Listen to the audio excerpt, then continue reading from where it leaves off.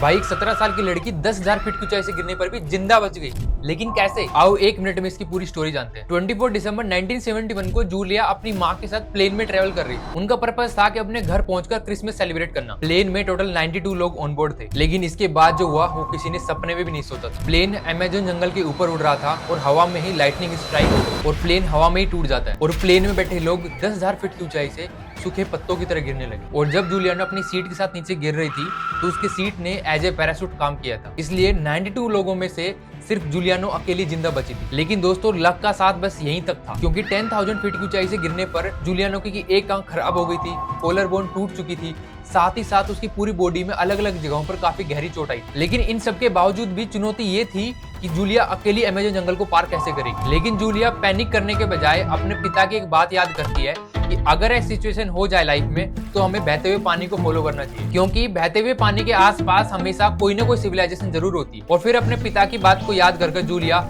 जंगल में किसी बहते हुए पानी को ढूंढना स्टार्ट कर देती है। और जब जूलिया को बहता हुआ पानी दिखाई देता है तो वो उसको बिना कुछ सोचे फॉलो करना स्टार्ट कर देती है। जूलिया इस बहते हुए पानी को पूरे 11 दिन तक बिना कुछ खाए पिए फॉलो करती है। और फिर फाइनली 11 दिन बाद जूलिया को एक छोटी सी झोपड़ी दिखाई देती है और इसके बाद कुछ लोकल्स जूलिया को रेस्क्यू करते हैं। और उसके बाद जूलिया एक साइंटिस्ट बनी और उसने अमेज़न जंगल पे काफी रिसर्च की। दोस्तों जूलिया की कहानी हमें ये बताती है कि लक होने के बाद भी हमारे खुद के एफर्ट काफी मैटर करते हैं। स्टोरी अच्छी लगी तो लाइक एंड सब्सक्राइब जरूर कर देना।